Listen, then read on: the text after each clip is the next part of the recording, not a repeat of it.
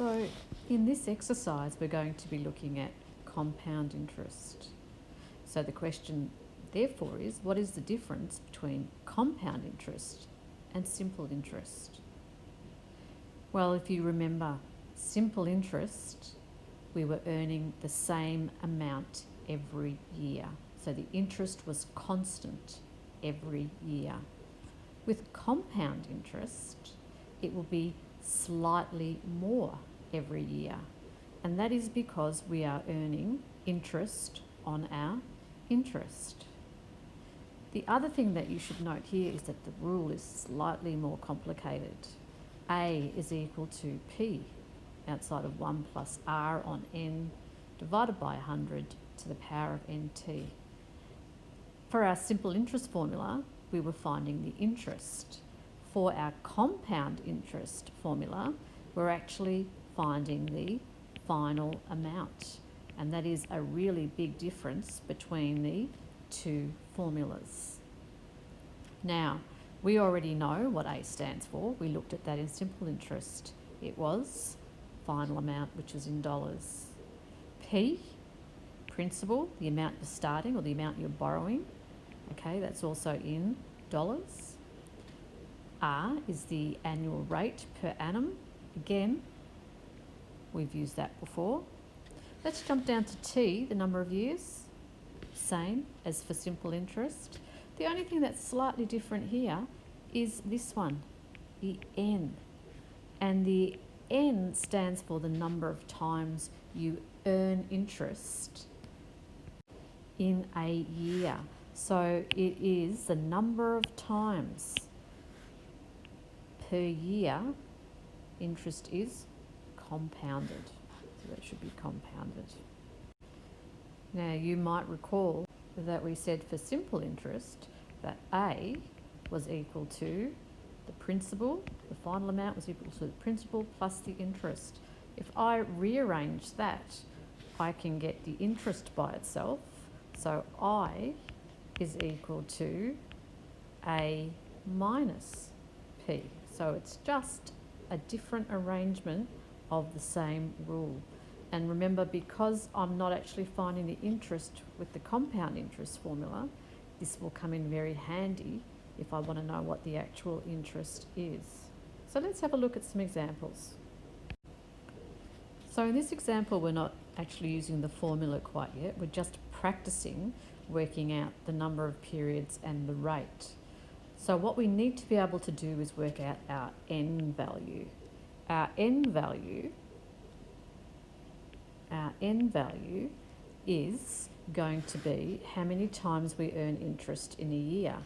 Now, if interest is paid monthly, okay, how many months are there in a year? There are 12. So therefore, N is equal to 12. We earn interest 12 times a year, which means that my R, my rate, is equal to 6 divided by 12, which is 0.5% per month, yeah? And my number of periods would be, well, if there's 12 per year and we are going for 4 years, that would be 4 times 12, which would be 48 periods.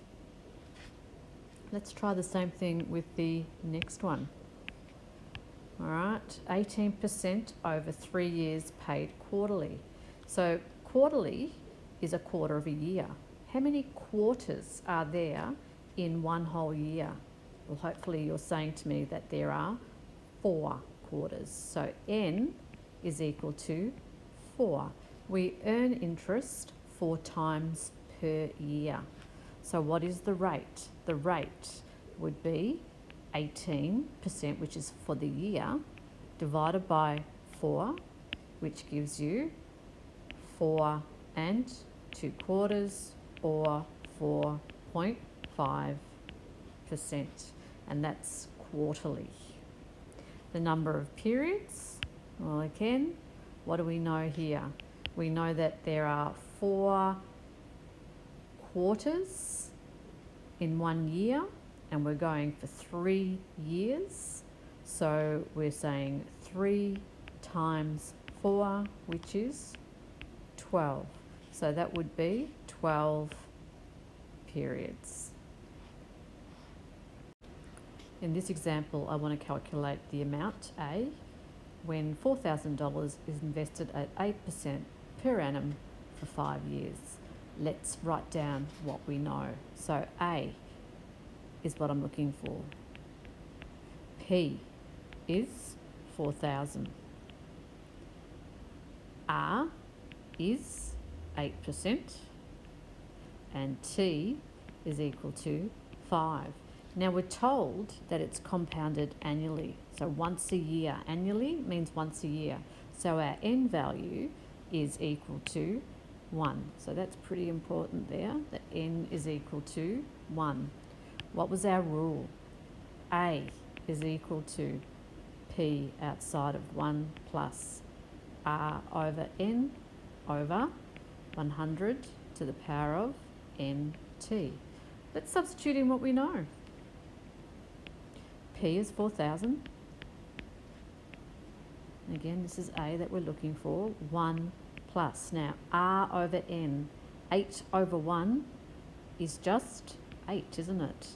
Over 100 to the power of 1 times 5. And again, 1 times 5 is 5.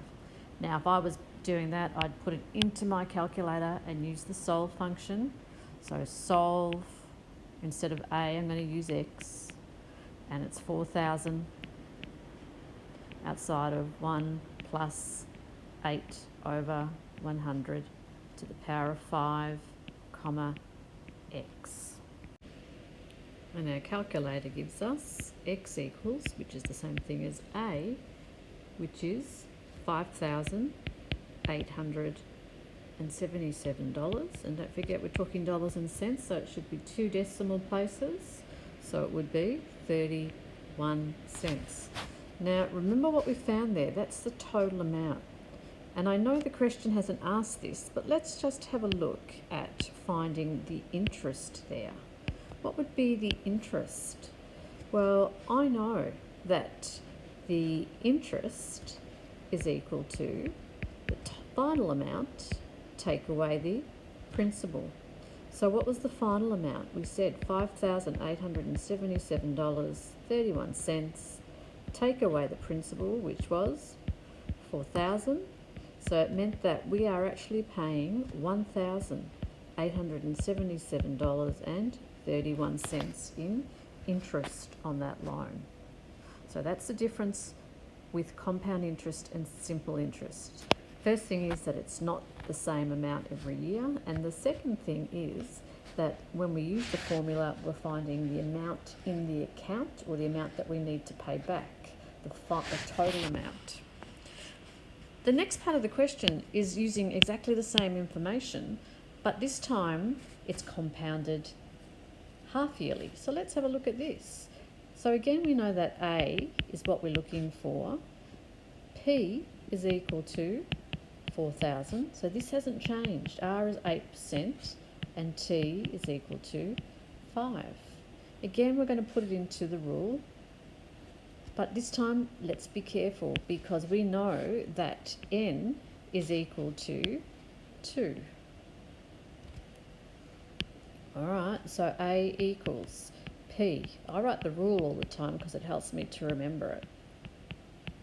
To the power of NT. Let's substitute in 4,000 outside of 1 plus 8 over, now N is 2 in this case, so be careful, 8 over 2, and then it's N times T, so it's 2 times 5. We would be putting that into our calculator, wouldn't we? So let's put it in as a solve. Now really you should be able to use your same formula from on your calculator as last time, because you're only changing a few things around. And when you work that out, you get that A, the final amount, is $5,920.98. Have a look at that. Just because you're compounding half yearly now rather than yearly, you are actually going to end up with more as your final amount. What would the interest be in this particular case? So working that out, the total amount minus the principal, your interest is $1,920.98. So what's this starting to show? That the more often that you compound your investment, then the more interest you're actually going to get. Let's prove this with a couple more examples. So here we have exactly the same question. This time, interest is compounded monthly. So how many months are there in 1 year? We know that there are 12. So n is going to be equal to 12. Okay, let's go ahead and do exactly the same thing. Writing out our rule and substituting into our rule. The only thing that's changing here is n. N is 12. And we get A is equal to $5,959.38. Again, that is more than what we had before. Let's find what the interest was in this case. So interest is equal to A minus P, and interest A in this case was 5,959.38. Take away 4,000, and of course we're left with $1,959.38. Again, slightly more than when we were compounding quarterly, and more than when we were compounding annually. And the last little one here is compounding weekly.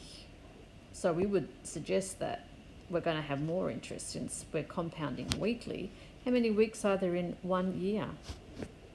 52 is what I'm hearing. So n is equal to 52. So again, we write out the rule, we substitute into the rule. The only thing that's changed here is our n value. Our n value is 52, and putting that into our calculator again, remember we will use the solve function there. So that gives us $5,965.46. That is 46 cents. And my interest here, what would that be? So it is $5,965.46. Take away 4,000, and of course that is $1,965.46, which again is slightly higher than when I was compounding monthly. Now remember, for both of these, we are going to use the solve function on our calculator. So here we used solve x equal to 4,000 outside of 1 plus 8 on 12 divided by 100 to the power of 12 times 5 comma x. And for the bottom one, we used the same thing, except we changed our n value to 52. So 8 on 52 and 52 times 5. So what do we learn from this? Well, basically that the more often we compound per year, then the more interest we're actually going to earn. Or if it was the other way, so you ask your parents how often they pay off their mortgage. If they pay off their mortgage fortnightly rather than monthly, then they're actually going to pay off their loan more quickly because they're paying more off the principal. So that is compound interest.